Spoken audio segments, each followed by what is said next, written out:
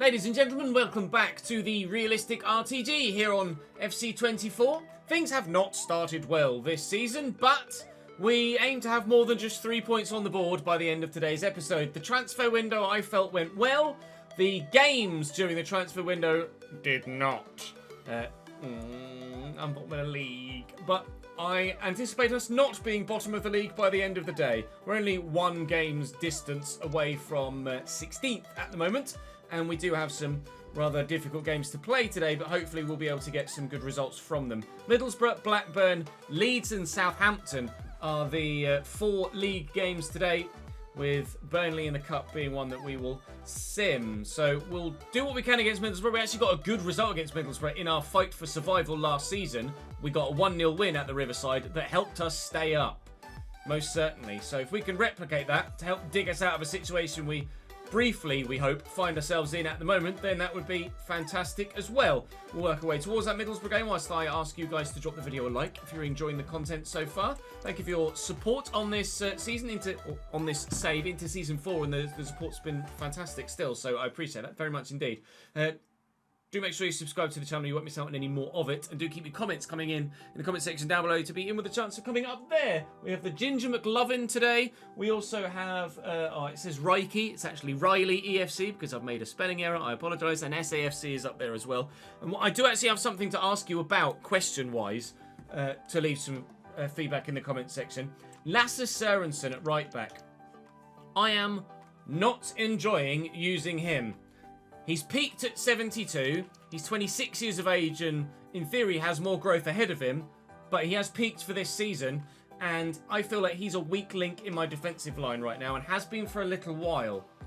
I would be open to replacing him in January. What do you think?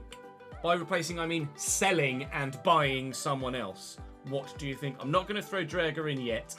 I'm going to keep Lasse Sørensen in for the rest of the first half of the season and see what you guys say and give you perhaps the opportunity to have a bit more of a focus on him in the gameplay that you see to make a decision. Decision that I feel needs to be made. We do have finances available to us to make a financial decision like that. We currently still have £5 million left in the transfer budget and £9,000 a week left in the wage budget currently as it stands. So we can afford to make a change, especially if we sell Lasse Sørensen to do said change. But do I do it? Also, do leave your press conference questions, of course, in the comment section down below as well, and we'll get to those throughout the course of any given episode. Middlesbrough are third in the table so far this season. They're doing very, very well indeed, and I hope won't be doing just as well after today's episode, but we've had a real rough start to the season with the quality of side that we're coming up against. We just keep our fingers crossed that we can come out the other side of it, start to pick up points, and then snowball towards the end of the season, and we should be absolutely fine and at no risk of going down again. We stayed up at the end of last season by slowing things down and playing the right pass at the right time to the right player and building good footballing moves. I'm going to try and do that again. That is a hell of a ball by Jensen Weir, and Sørensen keeps it in play, delivers a ball that Yengi went up for, couldn't get to. Jensen Weir will get this across though, and Alex Collado scores his first goal for the club. That was sensational from the Spaniard. He's only on loan. If he impresses, maybe we think about buying him. Perhaps slightly fortunate to have gotten the shot away with the attentions of the defender right in front of him, but through, actually, it looks like the defender knocked the ball up onto Alex's foot, which just gave it more shot power. We lead at the Riverside by a goal to nil, and it's not the first time we've said that either. What a goal. That is a potential goal of the season nominee. Into Azaz. Collado thought about getting involved, eventually didn't. Here's Silveira, and into Azaz. Back to Silveira. Oh, it's a lovely ball. It's a good save by Stevens down low. This is probably Jack Stevens' last season as our #1 goalkeeper. If we're genuinely serious about getting ourselves eventually out of this division, we need to take action to have a higher rated goalkeeper in goal longer term. But at the minute, Jack Stevens is earning that #1 shirt. I mean, I could keep him at the club until we get to the Premier League. If we get to the Premier League. We hope to get to the Premier League. But certainly, you guys have a fondness for Jack Stevens. And hopefully, that fondness manifests itself in continued fantastic performances and clean sheets as well. Notably, Lasse Sørensen involved in the goal move. His offensive play, I have no question about whatsoever. It's his ability or lack thereof to defend that is the reason why his position in the squad is under question. Here's Jensen Weir again. I've not found Collado there, have I? 20 minutes in. Middlesbrough have had multiple chances, but Jack Stevens stands firm still. Silvera. Atalath. Nakamba. Atalath again. Oh, sharp turn. Jensen Weir. Oh, I tried to step in and got it wrong. Oh! I didn't want to dangle a leg and give away a penalty. I'll be honest. All cards on the table. I thought that was in. Sulemana. Out wide to Bangura, who is racing away at pace. Atalath has a number in support here. Silvera's shot blocked. How's your luck? When you're down the bottom end of the table, it's like that. A brilliant block on the first shot, and it arrows straight to the feet of the awaiting striker. It couldn't have picked him out more perfectly. One touch to settle, one touch to finish. 1-1. Jones. Tackled well by Jensen Weir, who's rushed across there to get a toe in. And Taylor Richards is on the pitch now and away here.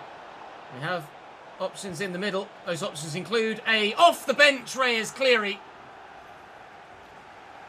who has the capability, attribute-wise, to bury that. Unfortunately, he has not. Press the advantage. Look for Jensen Weir here. Reyes Cleary might just have won us the game. It was an awkward first touch. He didn't take it when I thought he would. I was actually trying to play the pass on from Cleary to Taylor Richards. Ultimately, that many shits given. Reyes Cleary missed a glorious headed opportunity earlier, but buries this one. Good movement, great touch to get away and pace. Don't really know where that came from. All 3 goals in this game so far have felt a little bit cheesy in terms of the way they've come about with the gameplay, but we've got 2 and they've got 1, so I'll take it on this occasion. Here's Azaz. You know he's going out wide. We've dealt with it well. And with barely any time left in the game, surely we just try and waste those last vital few seconds. These would be a huge 3 points for us. Quite literally doubling our points tally at this early stage of the season. We got a win at Riverside last year that helped us stay in the league. We've gotten a win at the Riverside this year that surely helps get us off the bottom of the table and potentially with other results out of the relegation zone as well. Huge goal from Reyes Cleary. Quite literally the biggest goal of his entire career so far. Is that the moment that sees him take over as the #1 striker at the team? I don't think so, but we shall wait and see. This next game is against Blackburn, who, as you can see from the points tally below me, are also not having the best of starts to the season. We find ourselves genuinely out of the relegation now, thanks to that win against Middlesbrough. And with Blackburn only a point above us, but 4 places above us, the opportunity to claw ourselves further towards the upper reaches of the table. They have Gallagher and Vale up top. Some good players in there, some not so good players in there. Their form has been indifferent, but so has my own been. There were the only changes we make for this one then, and we'll quickly sim whilst I bring up the first press conference question. It's a 2-0 defeat to Blackburn. That's not necessarily gone as we'd hoped when we improved the overall ratings of the majority of the players in the starting lineup. Matthew Weaver is our first press conference question today. It says, with Cambridge surviving relegation and Norwich not getting promoted, are you and the board looking to get a new parent club in the Premier League? It's a very valid point from Matthew that you cannot have a parent club in the same division as you. And of course, we are promoted last year, or year before last. We didn't get anyone on loan from Norwich last year, I don't think. We utilised loans from other clubs. We had previously considered the kind of North London clubs and East London clubs, potentially parent clubs, Arsenal, Tottenham, West Ham, etc. Do you guys, whilst we're now at Championship level, think we should create a bond and partnership with another Premier League side to bring in potential loanees? The thing is, with Tottenham and Arsenal, etc., they haven't really got that many players that fit our rule set. A lot of their players are too good for us to be able to bring in, with the ruling that we have of not signing anyone higher than our current highest rated player. We are back in the relegation zone with that defeat, but still only 3 points off 16th, so it's Leeds that we play next as well. So let's go and beat Leeds and get ourselves much further up the table. One thing we've noticed with the game not really updating with how we've built the save, we've changed stadium from a 10,000 seater stadium to a 19,000 seater stadium. But the game hasn't acknowledged that with the back-end finances. It's still only giving me small stadium maintenance fees, and match tickets, attendances are exactly the same as last year, when obviously they wouldn't be in real life. So what I'm probably going to do, just to keep you in the loop, and perhaps this is something you might factor into your own saves as well if you find yourself in the scenario, we have a 19,000 seater stadium now, which is almost twice what we had previously. So what I will do, if we're averaging a match attendance of 7,500 to 8,000, I'll double that. That puts us at like an 80% capacity, which is what we previously were with regards attendance. And then I'll also double the stadium maintenance that comes with it. So moving forward from here, I will, in fact, I could probably go back through the spreadsheet, to be fair, because we're not that far into the season. I'll double all of our match tickets and double all of our stadium maintenance at this stage, and we'll just use that exponentially as we grow the ground throughout the course of the save. So when we have a 40,000 seater stadium, I will quadruple that amount by 4 and this amount by 4. Thankfully, our first stadium was about 10,000, which helps us mathematically figure it all out, which we've done with the amount of money it costs for us to upgrade the stadium in the first place thing as well. So just keeping you in the loop, something to be aware of if you're doing your own realistic RTG saves. I had a few questions as well with people asking for a download link for the latest version of the spreadsheet, because obviously we made a change with the transfer budget reallocation money. As ever, there is a link on my stream. If you go to the Twitch chat and you type in !spreadsheet, then a bot will respond to you with a download link for the most recent spreadsheet version. We'll also link you my player career mode spreadsheet as well, if you were so interested. So that's what I'm going to do. I'll go and edit the spreadsheet accordingly between episodes probably, and then hopefully we can now go and get a win against Leeds, because we've had an international break. Everyone is going to be fresh and ready and raring to go. Points at Ellen Road, maybe? Leeds with Edia and Ketia up top. Proper flashbacks that, whether he's on loan or permanently at Leeds, I'm not sure. Was obviously on loan at Leeds a few years ago in real life. Ethan Ampadu, Glenn Kamara still at the club. Sonny Perkins out on the right-hand side for them. Verba on the centre-back partnership as well. They've got Aymeric Laporte on the bench in the Championship. Never thought I'd see that day come round. Jorginho Ruter on the bench as well. We enjoyed our Leeds save the last time we did one. I hope that this time Leeds United fans won't be quite so happy. Glenn Kamara didn't play for me really at all when I was manager of Leeds in the last save we did. Here's Johnson in the box. And of course, if anyone in a defensive shirt for Cambridge United is going to be in the way, it's going to be Kellen Watts. How's that for defensive positioning? Makes a nice, refreshing change. Corner short for Leeds United in the 14th minute. Lind to Corbani. To the edge of the box here to Johnson. Something from the training ground maybe. Sonny Perkins could step inside and shoot, or find Eddie Nketiah. Johnson out wide to Lind. I can imagine this was all part of the training ground routine, but still they have possession. Still there is a danger on our goal. Corbani turns well. Finds Johnson. Johnson, he has the effort, and what an effort. Leeds United 1, Cambridge United 0. That's one of the best goals we've conceded all season. Worth watching again, you might say. On his left peg from outside the area. Expected goals of 0.1. Well, now the scoreline reads 1.0. Osborne, he's beaten his man well. Koyala's made a good run. And it's Kayado in behind. Reyes Cleary's here. Reyes Cleary's there. The shot is blocked. Reyes Cleary's there again. And, oh, someone might be able to have a shot in a minute. It's Dylan Dodds. It's blocked well. We're putting the pressure on, trying to find an equaliser. But as of yet, it has not arrived. Gets it around the corner nicely to Dylan Dodds, who has room to get into, but not much in terms of support. Jensen Wheel will switch this. Jensen Wheel will not switch this. Ethan Ampadu's done superbly well to step in. Now Eddie Nketiah is going to look to get in behind, but Jose Fontan has other ideas. Thank you very much. Forrest will turn.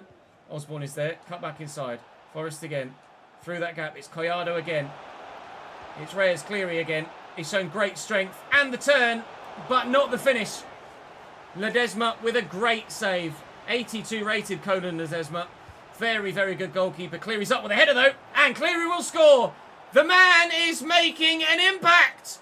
Cambridge 1, Leeds 1. It took 2 loan spells, but is he finally the finished article? Oh, I thought I was going to win that then. Ampadu. Not really giving them many options here with our good defensive positioning. Oh, but all it takes is a little bit of genius. And you're cut apart. Sonny Perkins puts Leeds United back in front. It's another very well worked goal. Nketiah, right at the very beginning of the second half. Oh, I didn't see him being able to squeeze that pass off. Here's Sola. And Lind tucks back to Eddie Nketiah. Johnson. I'm blocking the shot. Some of the penalty decisions in this game are farcical. I've stood next to him. He's took the shot and bounced off me, and the ref's given it as a pen. It's just not a penalty. Eddie Nketiah with the pen. That's buried. 3-1 Leeds. Corner Leeds. Cleared away. Twice. Can't get to the loose ball though. Mainly to Gatti, the centre-back. What a through ball. Jorginho Ruter. Offside. No fourth goal for Leeds United. The vision of the centre-back to find the pass was sensational. But despite the equally impressive finish, they don't have another goal here. Henderson with the ball in behind looking for Sam Forrest, whose touch is good. Needs a turn. Finds it. Needs the striker. Finds him. Cleary. Cut. Oh, everything but. Everything but. Hasn't that been our day? Take one for the team. Sorry, Eddie. Gonna need some support, gents, please. Thank you. It's Jensen Weir. Need some support, gents, please. Thank you. Oh, come on. Everything but again. Cleary on his own in the box, just waiting to turn that home. And now we might concede going the other way again. And Nketiah's in. Kellen Watts holds it up superbly well. I'm not getting much luck in this one. Maybe we rode our luck against Middlesbrough. Maybe we earned our luck against Middlesbrough. But we've been unlucky again here against Leeds. That was supposed to be thrown overarm out here, thank you. Collado. Count yourself unlucky not to have a goal or an assist in this game. Cleary needs support. There it is. And the ball forward. I've got men up here. And the ball through again is just slightly lacking. We could comfortably have gotten ourselves a point from this game if we had just that little bit more quality in taking a first touch or finding a pass. And if Leeds United didn't have the referee on their payroll. 3-1 Leeds as the final score at Ellen Road. 2 wins, 7 defeats for the season so far, but we have played a number of the top handful of sides so far this season, so I'm still not getting carried away. Southampton, oddly, struggling so far this season, despite the quality of their side. 15th in the table, despite having a 79 rated attack, 76 midfield and 77 defence. That is yikes for them. Sheldrup out on the left-hand side. Amaura and Rasmussen, the front three. Arna Meyer, Diamande and Charles in the midfield. Manning, Seletar, I think. Pace, whoever that is, in the midfield. A regen. Walker Peters on the right and Kevin Kelleher in goal for them. They are a top quality side for this division, but they are not getting the results. We are better than a bottom of the table side ourselves, but at the minute, our results don't show it. We have a press conference question from Barry, who says, what are your ambitions for the upcoming season? We said we'd love to finish top half, but mid-table was the aim. I think we're still early enough in the season to keep that in mind. Mid-table the aim. We've gotten a victory today. We've gotten a couple of frustrating defeats, but if we can get something at home against Saints, then we might be able to keep the points tally ticking over and the league position improving. Everyone's playing okay at the minute. No one's really standing out as an underperformer. We just aren't getting the luck. Sheldrup. Nicely done. Sorensen trying to deal with it. Just can't keep up with Andreas Sheldrup here. Good block. Not a great attempted tackle, but we're still trying to put bodies in the way. Max Stevens does well. And again, how is my luck? Keeper makes a great save. I've got players everywhere and the ball arrows straight to the opposition man. How many times is this going to happen to us this season? Amora has the effort and keeper saves it. It then comes off his feet and goes straight back to the Southampton man. I give up. Honestly, I give up. You know where they're going. You know what they want to do. You just can't stop it. Oh, sensational. Amora. Maya. Wide. I'm just trying to put bodies in the way at the minute. I'm not even trying to win the ball. But with the way it's been deflecting for my opposition, maybe I should just try and win the ball. Because the deflections have just been going straight to opposing players, haven't they, every time? Sorensen looks for Dodds, finds Dodds. Dodds going to cut inside. Weir gets out the way. Collado will find Jensen, and Cleary's made the run. And he's onside. Reyes Cleary in behind. It's 1-0. It's still 1-0. It's a really poor attempted effort. Collado has Jensen Weir on the edge of the box. Weir's touch is good. The shot's decent. Hits Hayes on the hand, but it's in the box, and there are no handball penalties turned on. Reyes Cleary has to bury that effort. We've had a number of chances like that with Kusini Yengi, where he's just straight up missed the target. Cleary at least got this one on goal, but still scuffed it straight into the keeper's hand. We are behind at the break. We shouldn't be. Well in, Jensen, Weir, Collado. Cleary needs to make me a run. He's just stood there at the minute. We'll get all the way out to the right back, who's made a great run. Sorensen getting away. Sorensen needs to find Cleary. Sorensen will find Cleary, and Cleary finds only Kelleher in the way. Another good chance for Reyes. That one's certainly much more difficult to take than the last. And it's a good stop by the keeper once more. Cleary's in again. Use that strength, lads. And where's your finish? There it is! Reyes Cleary is the man again for Cambridge United. We're level at the Abbey. Come on! Maya, well in, Jensen Weir. Richards just muscled off it. Is he onside? He is. Oh, mate, how quickly did that turn from being in possession to not having it and it being in the back of the net? Adam Armstrong off the bench a moment ago. Taylor Richards off the bench a moment ago. One scores, one out-muscled. Went to play the pass, the ball went nowhere. And then, oh, it's just sensational. Unbelievable striking instinct to make that run. Keeper no chance. Southampton 2, Cambridge 1. We fought so hard to get ourselves level. And then immediately are behind again. Hayden out to Forrest. Drill it to Cleary. Forrest is going to go again. Cleary's touch is not sure. His boot was made of steel apparently. Jose Fontan, get rid of this. Richards in a dangerous position again to potentially lose the ball. He doesn't. Hayden does instead. Southampton press has just won them the game by getting them the goal to go 2-1 in front and then ensuring I don't have one final counter-attack. We are getting much better, but still getting just as unlucky. A 2-1 defeat at home against Southampton in a game that we absolutely deserved something from. But nothing we get, and the game has just closed on me. So I might just have to go and replay Southampton.